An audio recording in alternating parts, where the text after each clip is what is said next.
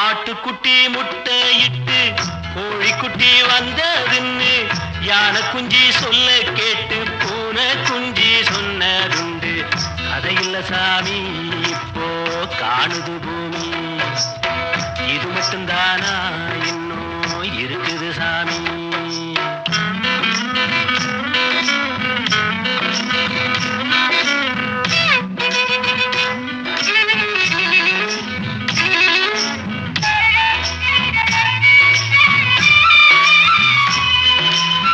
கூத்துமேட ராசாவுக்கு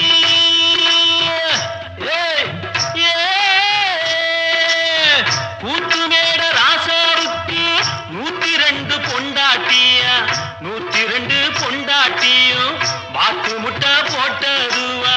பட்டத்து ராணி அதுல 18 பேரு, 18 பேர்.